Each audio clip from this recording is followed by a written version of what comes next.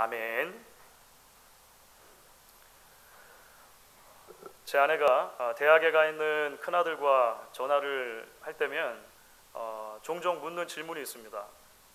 먹고 싶은 게 뭐야? 이렇게 묻습니다. 그리고 나서 꼭 이런 말이 뒤에 붙죠. 먹고 싶은 거 있으면 꼭 적어놔. 나중에 집에 내려오면 엄마가 꼭 해줄게. 이런 얘기를 꼭 덧붙이더라고요. 한 달 전쯤에 이제 봄방학 해가지고 큰아들이 내려오는데 내려오기 전부터 굉장히 아내가 바빠지는 것을 봤습니다. 장도 봐야죠. 방도 정리해야죠. 아들이 올 준비를 이제 하는 거죠. 물론 짧은 봄방학 기간 동안 매일 식사를 다 같이 하지는 못하지만 어쨌든 아이가 먹고 싶었던 것을 최선을 다해서 해주려고 하는 그런 엄마의 모습을 볼 수가 있었던 것 같습니다. 우리가 함께 밥을 먹는다고 하는 것은 대단히 중요한 의미를 가지고 있는 것 같습니다. 우리 말에는 가족이라고 하는 다른 말이 하나가 있는데 그 식구라고 하는 말이죠. 먹는 입이라고 하는, 그냥 문자 그대로 풀면 먹는 입이라고 하는 의미를 가지고 있습니다. 그러니까 우리 말에는 이미 가족이란 어떤 공동체인가, 함께 밥을 먹는 공동체다라고 하는 것이 그 저변에 깔려 있다라고 생각이 듭니다. 오늘은 우리가 이제 고난주간에 시작되는 종료주일로 지키고 전 세계에 있는 교회들이 그렇게 예배하는 날입니다. 오늘 이 시간 저는 잠시 우리가 3일차 하나님의 마음을 더듬어가는 연초부터 시작했던 말씀 여정을 잠시 멈추고 오늘은 한 식사 자리에 대한 이야기를 여러분들과 나누기 원합니다. 그것은 예수님께서 이 땅에 계시면서 마지막으로 제자들과 함께 밥을 드셨던 식사의 자리 이야기입니다.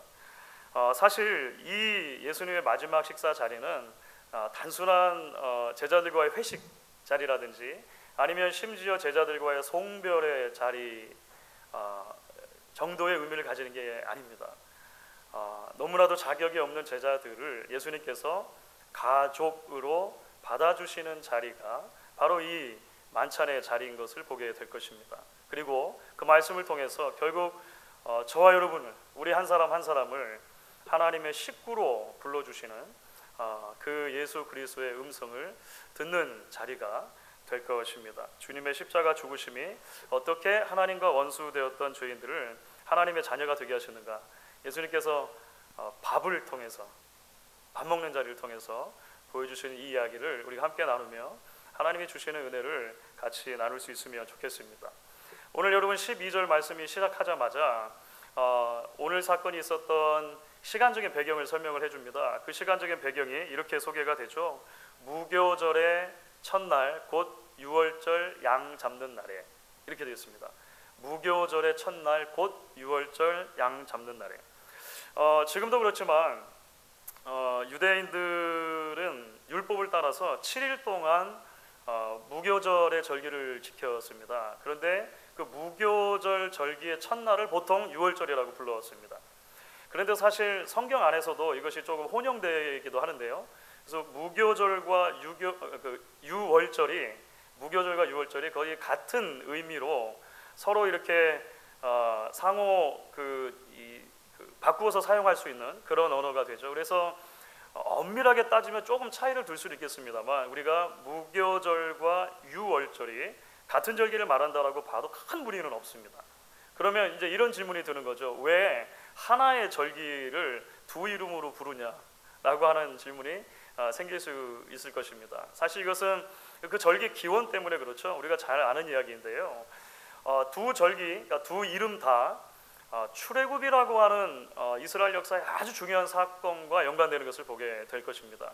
유월절이라고 하는 말은 여러분들 많이 들어보셨던 것처럼 넘어간다, 패스오버 한다라고 하는 의미에서 나온 절기이죠. 애굽에 하나님께서 내리셨던 10가지 재앙 중에 마지막 재앙, 장자의 죽음의 재앙에서 그 죽음의 사자가 어린 양을 잡아서 피를 문에다가 바른 히브리 사람들 집을 넘어갔다는 것 아닙니까? 그래서 그것을 기억하는 절기가 유월절입니다. 무교절은 왜 무교절이라고 그랬을까요? 무교절이라고 하는 용어는 무교병, 그러니까 누룩이 들어가지 않은 떡, 빵에서 나온 것이죠. 그 출애굽 당시에 급하니까 충분하게 누룩을 넣어서 발효시켜서 시간을 두고 빵을 만들 수가 없었고, 급하게 누룩 넣지 않은 빵을 만들어 먹었다는 데서 비롯해서 이제 그 절기를 무교절이다 이렇게 부르는 것입니다. 같은 의미다라고 보시면 될 것 같아요. 지금도 유대인들은 대부분 유월절을 잘 지킵니다. 잘 지키고, 특별히 올해는 조금씩 이렇게 날짜가 이렇게 빗나가긴 하는데, 올해는 저희 성금요일, 저희가 지키는 성금요일 저녁부터가 올해는 유대인들이 지키는 유월절이 되고, 보통 7일 동안 그렇게 유월절을 지키는 것이죠. 예수님 당시에는 그러면 사람들이 어떤 방식으로 유월절을 지켰을까요? 예수님 당시에 많은 유대인들이 로마 제국 안에 이렇게 흩어져 살았습니다. 그러면 유월절이 되면 보통 가능한 사람들은 예루살렘으로 모이게 되는 것이죠. 유월절이 특히나 큰 명절이었기 때문에 이제 예루살렘으로 모입니다. 그렇게 예루살렘으로 모이게 될 때 한 가정의 가장이 보통 양을 준비를 해야 합니다. 그러니까 이거 유월절에 아주 중요한 요소이기 때문에 그렇죠. 뭐 조금 가까이 있으면 양을 데려오기도 했습니다. 양을 가져오기도 했고, 그렇지 않으면 성전 근처에서 양을 구입할 수가 있었습니다. 편의가 제공이 된 거죠. 양을 구입해서 어쨌든 준비를 합니다. 오늘 이제 말씀을 아까 보셨던 것처럼 이 양을 잡는 날 이렇게 되어 있지 않습니까? 첫날, 유월절 날, 그것이 양을 잡는 날인데, 보통 양을 잡는다는 건 어떤 의미가 있었을까요? 양은 이렇게 잡는 것입니다. 말씀드린 것처럼 그렇게 양을 준비를 해오면 그 모든 양들은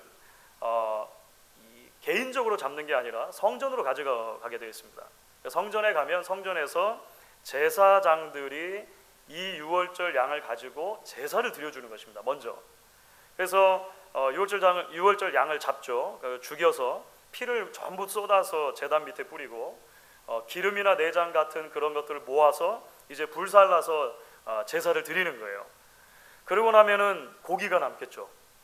그 고기를 다시 가족에게 돌려주는 겁니다. 그러면 그날 저녁에, 유월절 날 저녁에 이제 각 가족들이 다 모여서 이제 유월절 만찬을 나누는 거예요. 식사를 하는 거예요. 양, 그리고 무교병, 누룩 넣지 않은 떡, 그리고 쓴 나물, 출애굽기 규례에 의해서 이렇게 보통 주식으로 삼아서 식사를 했고요. 음료수로는 보통 포도주를 같이 나누면서 그렇게 식사를 했습니다. 오늘 말씀을 보면 사실 예수님께서 제자들과 함께 하셨던 식사가 이 유월절 식사라는 것을 알게 돼요. 그죠? 계속 내용 속에 나옵니다. 이게 유월절 식사를 어떻게 준비했고 드셨고 뭐 이런 내용들이 계속해서 강조돼서 나오는 것을 보게 됩니다. 당시 전통이 성전에서 그렇게 제사를 드린 다음에는 모든 사람들이 예루살렘 성 안에서 그 유월절 식사를 하게 되어 있었습니다. 그러니까 예를 들어서 타지에서 온 사람도 있을 거 아니에요. 타지에서 온 사람들은 성 밖으로 나가지 말고 이 안에서 식사를 해야 됐기 때문에 보통 그 당시에 그래서 예루살렘에 살고 있었던 주민들은 그렇게 타지에서 방문한 사람들이 있을 경우에 자기 집을 쉽게 오픈해 주었습니다. 자기 집 쉽게 오픈하고 자기 집의 한 구석에서 가족 단위로 그렇게 유월절 식사를 할 수 있도록 배려한 거죠. 오늘 보면 예수님께서도 제자들이 그렇게 묻고, 그래서 예수님 말씀하시고 제자들이 원래 이제 갈릴리 출신이니까 예루살렘에 있었던 한 집의 다락방에서 이제 식사하시는 모습이 그래서 오늘 주어진 것입니다. 그러니까 사실 여러분 여기까지 보면 예수님과 제자들의 식사는 어느 유대인 가정의 유월절 저녁 식사와 크게 다르진 않아 보이는 것이죠. 당시에 그날 저녁에 예루살렘 성의 수많은 집들마다 그렇죠. 여러 가족들이 각각 가족 단위로 자신들이 준비한 유월절 저녁 식사를 만찬을 함께 나누었을 것이기 때문에 그렇습니다. 그런데 여러분 서론에서도 말씀드렸던 것처럼 사실 예수님의 식사는 단순하게 해마다 먹었던 그 유월절 저녁 식사와 조금 다른 독특함이 있는 것을 보게 됩니다. 그리고 그것이 이제 오늘 우리가 함께 나눠야 될 말씀의 굉장히 중요한 초점들이 되는 것이죠. 여러분 왜 그럴까요? 왜 그렇게 이야기할 수 있을까요? 무엇보다 먼저 우리는 오늘 예수님께서 제자들과 함께 하신 유월절 식사가 사실 죄인들과 함께 하시는 마지막 애찬의 성격을 가지고 있다는 것을 좀 보게 됩니다. 여러분 식구라고 하는 단어 말씀드렸습니다만 사실 우리 문화에서 누구하고 같이 식사를 한다는 것은 단순하게 한 끼를 해결하는 것보다 더 큰 의미를 가지고 있죠. 그래서 보통 우리가 이제 오랜만에 만나거나 또 중요한 그 미팅을 해야 될 때 어떤 다시 교제를 회복한다든지 아니면은 친분을 더 쌓기를 원할 때 보통 우리는 그래서 한마디로 식사 같이 합시다. 밥이나 같이 먹읍시다. 이렇게 이야기를 합니다. 이 말은 우리 모두가 다 이제 체감적으로 직감적으로 알고 있는 것이죠. 한 끼 때우자는 말이 아니잖아요. 만나가지고 한 끼를 때우자는 말이 아니라 그 안에 사실은 함께 나누는 교제와 친교와 이 나눔의 그 영역들이 포함되는 것을 보게 되는 것이죠. 뭐 유대인들도 마찬가지입니다. 오히려 훨씬 더 그런 정서가 강했는데요. 함께 밥을 먹는다는 의미 속에 사실 평화, 신뢰, 용서, 하나됨 이런 개념들이 사실 밥 안에 들어 있다라고 해도 과언이 아닐 것입니다. 그러니까 식사를 함께하는 자리는 어떤 자리냐면 평화가 유지되는 자리죠. 그리고 평화가 회복되는 자리고 신뢰가 형성되는 자리고 용서가 있는 자리고 하나됨이 세워지는 자리 이런 자리들이 사실 이제 밥 먹는 자리라고 할 수가 있는 것이죠. 그렇기 때문에 누구와 밥을 먹느냐 하는 것이 유대인들 정서는 굉장히 중요했습니다. 그러니까 원수하고 밥을 먹을 수 있는 것입니까? 없는 것입니까? 원수하고 밥을 먹을 수 없는 거예요. 그렇죠. 이것은 그 정서에 너무 맞지 않는 이야기라고 하는 거예요. 그런데 놀랍게도 오늘 예수님의 식사를 오늘 본문에 기록된 대로 가만히 뜯어보면 사실 예수님의 식사는 배신자들과의 식사였습니다. 죄인들과의 식사라고 하는 거예요. 사실 예수님께서 이제 제자들과 함께 만찬을 나누는 자리, 음식이 다 준비됐고 이제 만찬의 시작이 딱 되어지는데 만찬이 시작되는 자리에서 예수님이 이렇게 선언을 하신 거예요. 오늘 18절 말씀인데요. 이게 아직 식사가 시작되기 전이라는 걸 기억하실 필요가 있습니다. 이제 밥을 먹으려고 막 하는데 이 말씀을 하신 거예요. 여러분 18절 말씀 여러분 같이 한번 읽어보도록 하겠습니다. 다 앉아 먹을 때에 예수께서 이르시되 내가 진실로 너에게 이르노니 너희 중에 한 사람 곧 나와 함께 먹는 자가 나를 팔리라 하신대. 이렇게 말합니다. 이제 먹을 때라고 하는 말은 먹고 있는 도중이라는 말이 아니고 이제 먹으려고 시작하는 거예요. About to eat 하는 거죠. 먹으려고 하는데 예수님이 이제 그 식사 초두에 이렇게 보통은 가장들이 이렇게 출애굽에 대한 의미를 설명하고 감사하고 이런 얘기를 했을 것 아닙니까? 예수님이 갑자기 얘기하신 거예요. 너희 중에 한 사람 나와 함께 먹는 자가 나를 팔리라. 너희들 중에 배신자가 있다. 예수님 말씀은 이런 말씀이잖아요. 그러니까 요즘 말로 하면 갑자기 분위기가 싸해진 것입니다. 아실란가 모르겠는데요. 더 젊은 사람들을 줄여가지고 갑분싸 혹시 들어보셨는지 모르겠습니다. 갑자기 분위기가 싸해진 거예요. 왜냐하면 즐거워야 할 그 6월절 자리인데 갑자기 눈치 게임의 자리가 됩니다. 눈치 게임의 자리. 그렇죠. 왜냐하면 우리는 그 배신자의 정체를 알고 있습니다. 하지만 제자들의 입장에서 보면 모두가 다 가슴이 철렁한 말씀이었다라고 하는 거예요. 어떻게 알 수 있냐면 오늘 예수님께서 그 말씀을 하시자마자 제자들이 어떻게 반응합니까? 한 명씩 예수님에게 나는 아니죠. 19절 말씀 그대로죠. 나는 아니죠 라고 물어봤다는 거예요. 그렇게 물어본 의도가 뭘까요? 예수님께 어떤 말씀 듣고 싶은 거예요? 나는 아니죠. 너는 아니야.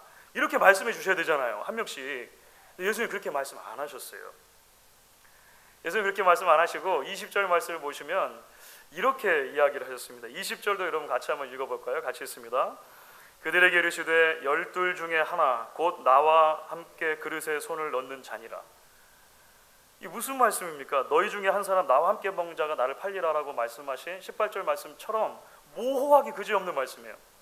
나는 아니죠 하면 아니다 이렇게 말씀해 주든지 누굽니까 하면 누구다 얘기해 주시면 좋은데 그렇게 얘기하지 않으시고 뭉뚱그려서 얘기하세요. 무슨 말이냐면 결국 그 자리에 있는 사람 누구라도 배신자가 될 가능성이 있는 죄인이다 라고 하는 사실을 함축하고 있는 말씀이죠. 적어도 그 자리에서 예수님의 말씀을 들었던 제자들이라면 모두 다 그렇게 느꼈을 것입니다. 여러분, 이 말씀이 왜 중요할까요? 물론 말씀드린 것처럼 예수님을 직접적으로 판 사람이 누군지는 우리가 알고 있습니다. 곧 그 정체가 드러나요. 가룟 유다이지요. 그런데 사실 복음서를 보면 나머지 11 제자도 그렇게 낮지 않다는 것을 우리는 쉽게 보게 됩니다. 그들은 예수님께서 가르치는 하나님 나라의 복음에 그렇게도 무관심했고 무지했었던, 영적인 의미에서 어떤 면에서 보면 청맹관이 같은 사람들이었습니다. 복음서 계속 반복해서 그렇게 이야기합니다. 십자가를 앞둔 예수님 앞에서 이제 앞으로 예수님께서 나는 십자가를 질 것이다 뭐 이야기하실 텐데 그 길 위에서 서로 싸웠다는 거 아닙니까? 누가 크냐, 누가 더 잘났냐 하는 문제로 싸웠다는 것입니다. 이제 앞으로 예수님께서 잡혀가세요. 곧 얼마 안 있으면 예수님 잡혀가시는데요. 예수님이 잡혀가시는 그 현장에서 제자들은 어떤 반응을 보였습니까? 사실 모두 다 도망갔습니다. 그렇죠. 나는 결단코 주님을 배반하지 않겠습니다라고 말했던 베드로조차도 여러분들 잘 아시는 이야기처럼 예수님을 3번이나 부인하죠. 배신했습니다. 여러분, 가룟 유다만 배신자입니까?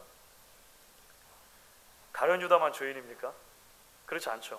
이야기를 가만히 살펴보면 사실은 그 자리에 앉았었던 모든 제자들이 죄인이었다는 것을 보게 돼요. 그런데 예수님께서 생애에 드시는 마지막 식사를 그 죄인들, 제자들, 배신자들과 함께하고 계시다는 거예요. 그날 저녁에 예루살렘 성의 각 집집들마다 적어도 한 가정 이상의 가정들이 모여가지고 유월절 저녁 식사를 하고 있었을 거예요. 그렇죠.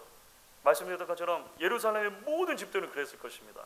그런데 예수님께서 자신의 친어머니도 아니고 친형제들도 아니고 자신의 가족이 아닌 제자들과 함께 그 마지막 유월절 식사를 나누고 계세요. 왜일까요? 사실 그것이 예수님이 이 땅에 오신 목적과 연관되기 때문에 그렇습니다. 의인을 위해서 오신 것이 아니라 죄인을 위해 오신 것이 예수님이 이 땅에 오신 목적이기 때문에 그래요. 건강한 사람이 아니라 병든 자를 불러 치유하시는 것이 예수님이 이 땅에 오신 이유였기 때문이라고 하는 것입니다.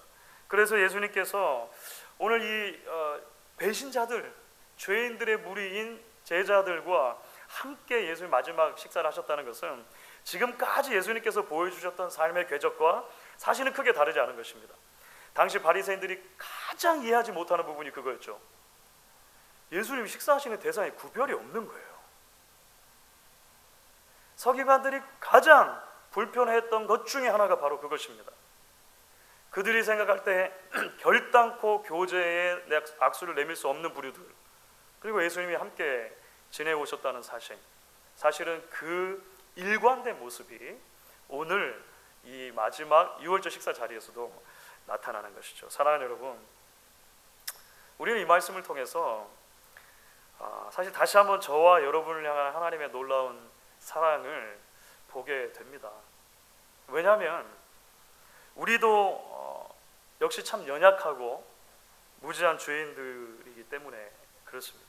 우리도 자세히 우리 안을 들여다보면 고집스럽고 뻔뻔하고 때로 영적인 면에서 어두운 청맹관일 때가 많다라고 하는 거예요. 그런데 하나님께서 누구를 위해 예수를 보내셨습니까? 그런 저와 여러분을 위해 보내주신 것입니다. 그리고 그 예수님 안에서 우리를 당신의 가족으로 초대해 주시는 것이죠. 하나님 안에서 누리는 그 풍성한 교제 잔치로 저와 여러분을 초대해 주신다라고 하는 것입니다. 여러분, 그렇기 때문에 오늘 말씀 가운데 이제 조금 더 나아가서 예수님의 마지막 유월절 만찬이 가지는 두 번째 특별한 지점을 같이 이해할 필요가 있습니다. 왜냐하면 이 지점이 바로 이제 예수님께서 어떻게 죄인들을 불러서 하나님의 자녀로 삼아주시는가, 가족으로 받아들여 주시는가 하는 것이 너무나도 시각적으로 잘 드러나고 있기 때문에 그렇습니다. 우선은 여러분들이 이제 그 예수님과 함께 그 6월절 만찬 자리에 우리가 함께 같이 앉아 있다고 한번 생각해 보세요. 예수님으로부터 그 말씀을 들은 것입니다. 여러분들이라면 마음속에 어떤 마음을 가지겠습니까? 저라면 그냥 그 자리에 딱 얼어붙었을 것 같아요. 그죠? 이제 예수님께서 말씀만 하시고 나면 이제 즐겁게 식사를 막 해야 되는데 예수님은 뭐라고 말씀하셨습니까? 너희 중에 한 사람 곧 나와 함께 먹는 자가 나를 팔리라. 그냥 먹으면 안 되는 거예요. 그러니까 이제 그렇죠? 먹는 순간 이거 서스펙트가 되는 거예요. 하나 곧 나와 함께 그릇에 손을 넣는 자가 배반해. 손도 뻗으면 안 되는 거예요. 이제 그러니까 저 같으면 그러겠어요. 딱 얼어붙은 거죠. 이제 그렇죠. 전부 다 얼어붙어 가지고 이거 어떻게 해야 되나? 누가 감히 손을 뻗어 가지고 그 그릇에서 빵을 꺼낼 수 있습니까? 누가 그 빵을 떼서 같이 나눠 먹을 수 있습니까? 아무도 못 하는 거예요. 아무도. 그런데 바로 그때죠. 바로 그때 예수님께서 먼저 손을 뻗어서 빵 하나를 집으시는 거예요. 그렇죠. 떼어서 제자들에게 주시는 거예요.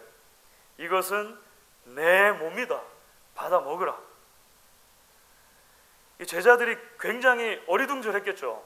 머뭇머뭇거리기도 했을 것 같아요. 이거 진짜 먹으면 죄인인데 막 이거 있잖아요. 고민했을 거예요. 그런데 오늘 말씀이니까 먹었어요. 그죠? 그것을 받아 먹게 되었습니다. 예수님께서 다시 포도주가 든 잔을 드셨다는 거예요.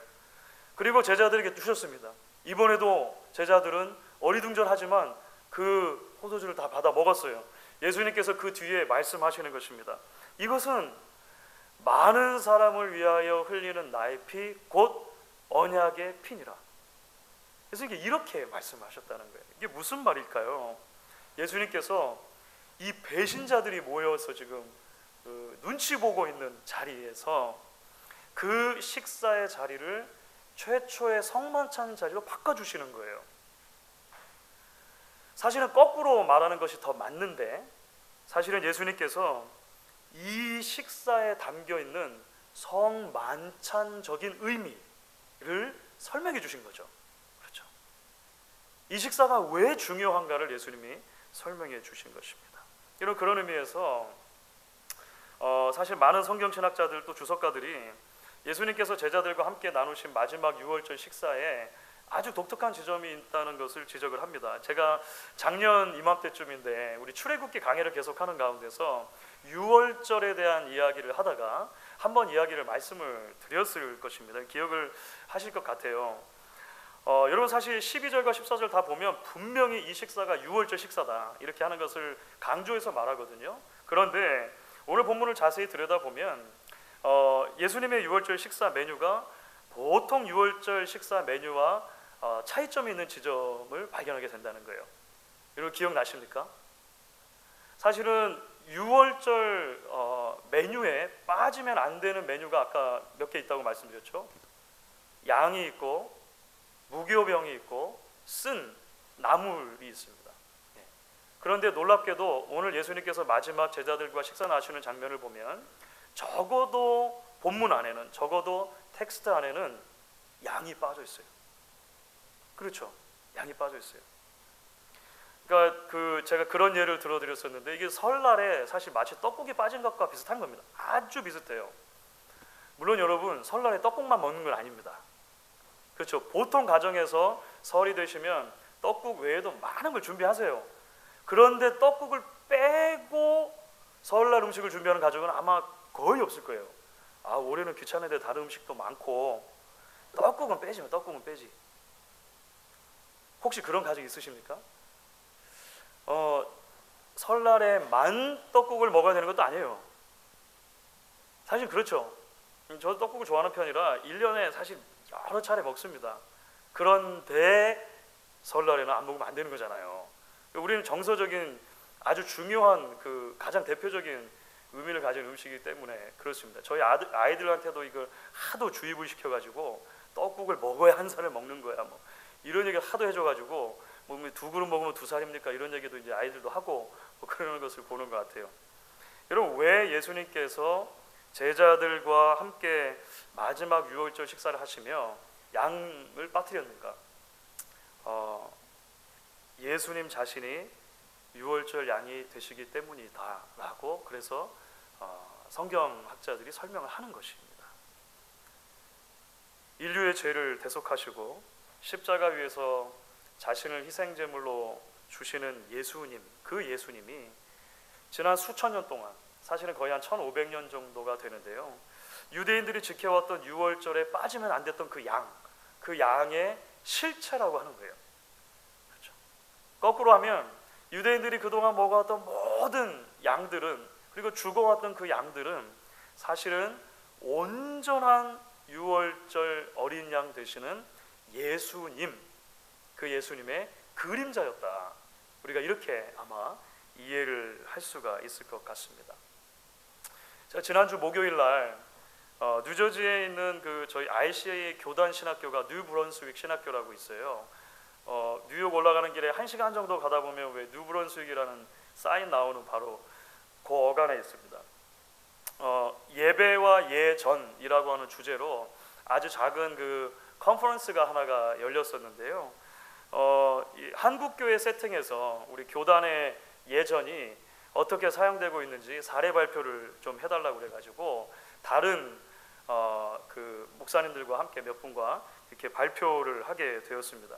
다른 분들의 발표를 통해서 도전도 받고 은혜도 받고 또 제게 맡겨진 몫을 발표하면서 좋은 피드백도 받고 뭐 이런 시간이었습니다. 뭐 짧은 컨퍼런스였는데 한 3시간 남짓하는 컨퍼런스였는데 아주 좋은 시간을 가지고 왔습니다. 그런데 이제 그 모든 컨퍼런스의 마지막 순서가 뭐였냐면 성찬식을 같이 나누는 거였어요.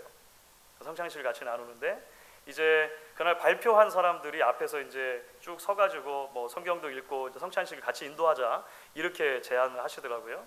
그러면서 사전에 미리 그 성찬식 자리에서 읽기를 원하는 성경 본문이나 아니면 부르기 원하는 찬양이 있으면 미리 알려주면 준비해서 같이 그 자리에 모인 분들이 하겠다 이렇게 한 거예요.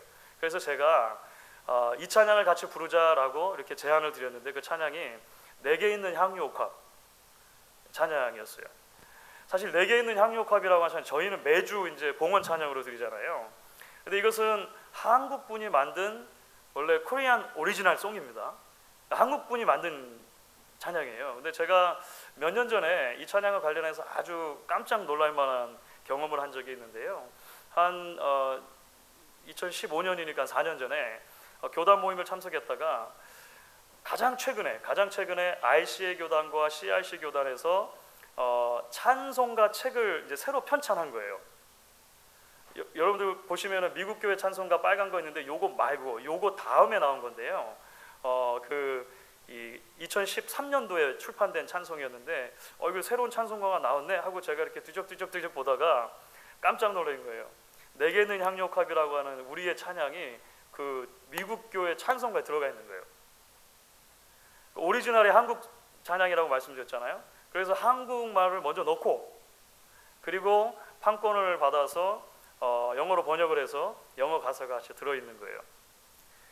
저희 찬송가에는 아직 안 들어와 있는데 미국 교단 찬송가에 들어가 있었어요. 그래서 실제로 미국 교회에서 종종 그 찬양을 한다고 그래요. 왜냐하면 멜로디가 좋고 가사가 좋고 특히 이런 사순절 기간 지나면서 너무 좋은 찬양이라고 많이 부른다고. 그래서 제게 적지 않은 충격이었거든요. 그래서 이번에 이제 그 찬양을 같이 부릅시다 한 거예요. 물론 이제 저만 한국 사람이었거든요. 그러니까 이제 한국말로 할 수는 없고 다 같이 영어로 성찬식의 자리에서 다 일어나서 내게 있는 향유옥합을 찬양한 거예요. 굉장히 감동이 되었어요. 개인적으로 굉장히 감동이 되었고 특별히 가사가 다시 한번 마음에 깊이 와 닿았습니다. 여러분 아시는 것처럼 내게 있는 향유옥합 1절 가사가 이렇게 되죠. 내게 있는 향유옥합 주께 가져와 그 발 아래 입맞추며 깨뜨립니다. 나를 위해 험한 산길 오르신 그 발 걸음마다 크신 사랑 새겨놓았네. 그렇죠? 2절 후반부에는 이렇게 되어 있습니다. 나를 위해 십자가에 달리신 그 발 흘린 피로 나의 죄를 대속하셨네.